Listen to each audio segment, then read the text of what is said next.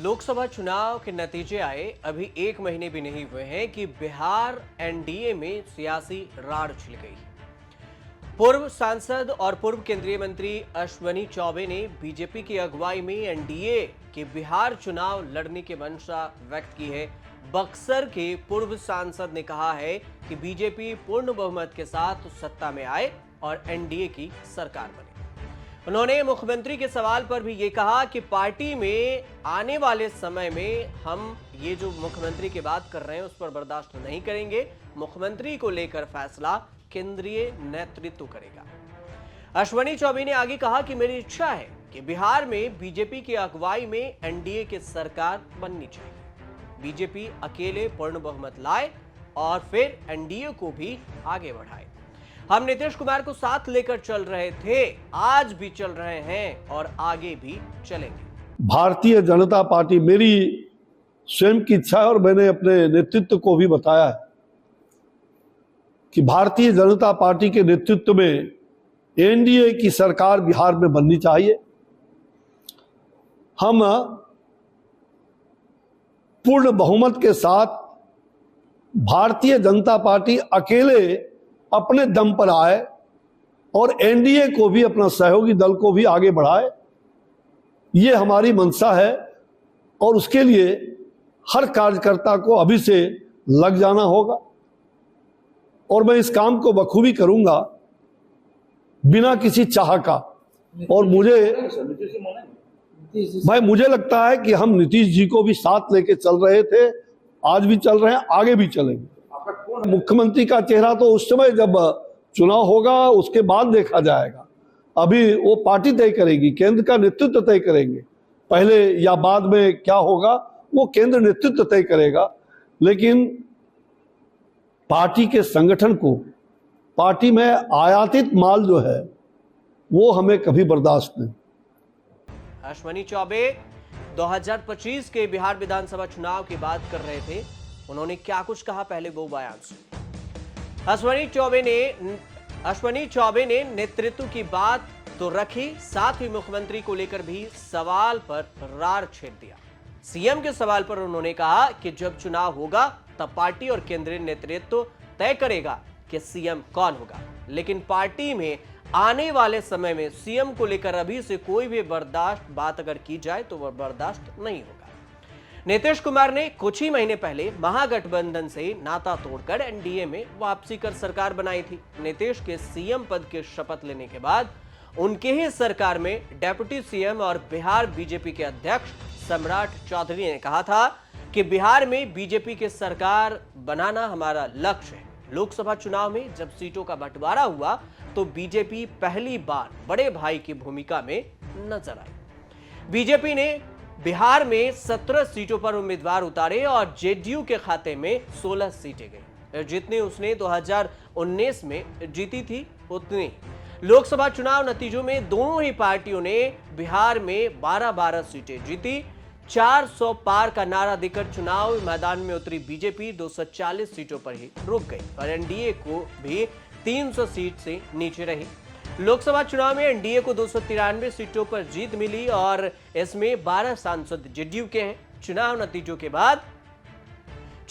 के बाद जेडीयू की तरफ से नीतीश कुमार और चंद्रबाबू नायडू की पार्टी टीडीपी मिलकर किंग मेकर की भूमिका में उभरे और टीडीपी के 16 सांसद हैं और फिर एनडीए की सरकार बनी। खुद प्रधानमंत्री नरेंद्र मोदी ने भी चुनाव नतीजों के बाद अपने संबोधन में बिहार के नतीजों के लिए नीतीश कुमार को क्रेडिट दिया था। सम्राट चौधरी के तेवर भी तब नरम पड़ गए। फिर सवाल उठ रहे हैं कि आखिर अश्वनी चौबे ऐसे वक्त में नेतृत्व की बात क्यों उठा रहे हैं। चर्चा इस बात की भी हो रही है कि बीजेपी के तेवर अभी नरम जरूर पड़े हैं, लेकिन भविष्य के लिहाज से पार्टी अपने गोल पर भी नजर गड़ाए हुए। ऐसे में हो सकता है कि अश्वनी चौबे का यह बयान रणनीति के तहत आया हो। यह चर्चा आधारहीन भी नहीं है। जेडीयू के संजय झा से लेकर जमा खान तक प्रतिक्रिया दे चुके हैं, लेकिन संजय पासवान को छोड़ दें तो फिर बीजेपी या बिहार बीजेपी के किसी प्रभावी नेता या फिर पदाधिकारी ने इसे लेकर कोई भी टिप्पणी नहीं की। एक थ्योरी यह भी है कि अश्वनी चौबे लोकसभा चुनाव में टिकट न मिलने से नाराज हैं और हो सकता है कि पार्टी में रहते हुए गठबंधन की डोर कमजोर करने के लिए जानबूझकर इस तरह के बयान दे रहे हों। लेकिन दूसरा थ्योरी यह भी है कि मुख्यमंत्री को लेकर कहीं ना कहीं पेच फंस रहा है। मुख्यमंत्री को लेकर सवाल पर अश्विनी चौबे कहते हैं कि बर्दाश्त नहीं करेंगे। अब सवाल ये उठ रहा है कि आने वाले समय में उनका आश्रय क्या हो सकता है। क्या वे सम्राट चौधरी की ओर इशारा कर रहे थे? सम्राट चौधरी बिहार बीजेपी के अध्यक्ष हैं, नीतीश कुमार की सरकार में डेप्यूटी सीएम हैं।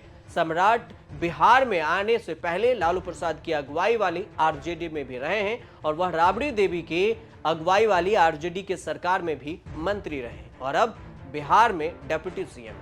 सम्राट को सीएम पद के लिए बीजेपी में मजबूत दावेदार माना जाता है। जेडीयू और आरजेडी की प्रतिक्रिया भी समझ लीजिए कि इन दोनों की प्रतिक्रिया क्या है अश्विनी चौबे को लेकर। अश्विनी चौबे के इस बयान के बाद बिहार में सियासी तापमान भी बढ़ गया है। बिहार बीजेपी के एक अन्य नेता और पूर्व केंद्रीय मंत्री संजय पासवान ने कहा कि नीतीश कुमार साथ नहीं होते तो इस बार पार्टी सूबे में शून्य पर आउट हो जाती। बिहार में एनडीए सरकार की अगुवाई पर रही जनता दल यूनाइटेड के राज्यसभा सांसद संजय झा ने भी साफ किया कि बिहार में एनडीए का मतलब नीतीश कुमार ही है। इसे लेकर कोई कंफ्यूजन नहीं है। जेडीयू नेता और बिहार सरकार में मंत्री जमा खान ने कहा कि बिहार की जनता नीतीश कुमार के चेहरे पर भरोसा करती है।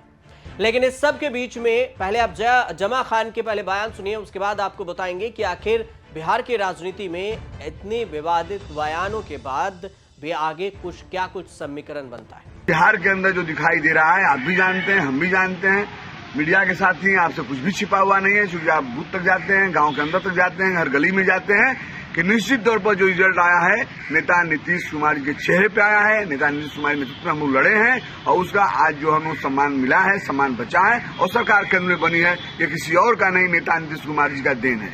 हम लोग अभी इच्छा थे प्राइम मिनिस्टर बने, हमारा खुद का इच्छा था, शुरू से मैंने कहा था आपसे, लेकिन नेता नीतीश कुमार जी ने त्याग किया। नीतीश कुमार जी का नहीं, हम एनडीए के साथ रहकर और सरकार बनाएंगे। मोदी जी के नेतृत्व बनेगा, देश का सरकार बना, इसका देन किसी और का नहीं है, नेता नीतीश कुमार जी का देन है। ये दुनिया देखी है। आने वाले दिनों में 25 में सबकी जमानत जब्त होगी, आप देख लीजिएगा। नेता नीतीश कुमार जी के नेतृत्व में सरकार यहाँ बनेगी, बहुमत से बनेगी और नेता हमारे इसका नेतृत्व करेंगे।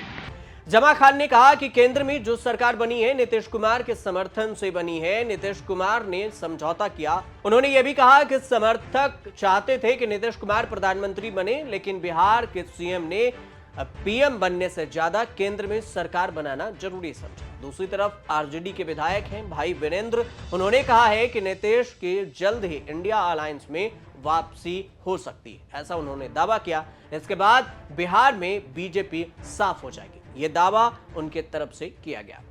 अब सवाल यह भी समझिए कि आखिर नीतीश कुमार को लेकर ऐसी बयानबाजी अश्विनी चौबे क्यों कर रहे हैं। क्या ऐसा तो नहीं है कि एनडीए और इंडिया के बीच में जो दरार की बात हो रही थी कि जिस तरह इंडिया छोड़कर नीतीश कुमार एनडीए में गए हैं, तो क्या फिर एनडीए छोड़कर इंडिया में वापसी हो सकती है?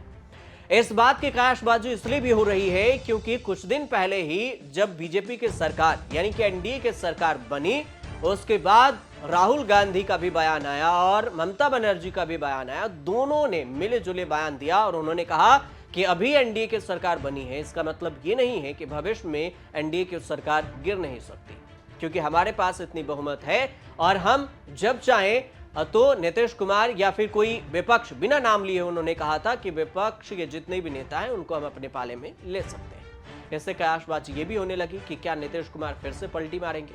अगर इस बीच में अश्विनी चौबे का ये बयान आता है तो ये कहना लाजमी होगा कि फिर आने वाले वक्त में बिहार की राजनीति में कुछ सही नहीं होने वाला, क्योंकि नीतीश कुमार को लेकर बयानबाजी ऐसे ही आरजेडी के नेताओं की तरफ से की गई थी, जो बाद में महागठबंधन में टूट हुई और फिर नीतीश कुमार महागठबंधन को छोड़कर एनडीए में आ गए। अब एनडीए में भी यही बयानबाजी चल रही है, तो क्या एनडीए को छोड़कर नीतीश कुमार फिर से पाला बदलेंगे? इस बात की भी कयासबाजी तेज हो रही है। हालांकि क्या कुछ होगा बिहार की राजनीति में आने वाला वक्त ही बताएगा।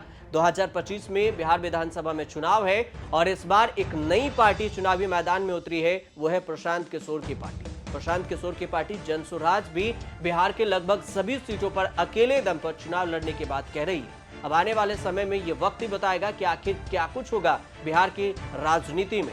क्या एनडीए में कोई रार होगी या फिर एनडीए साथ मिलकर बिहार विधानसभा का चुनाव लड़ेगी? फिलहाल आप देखते रहिए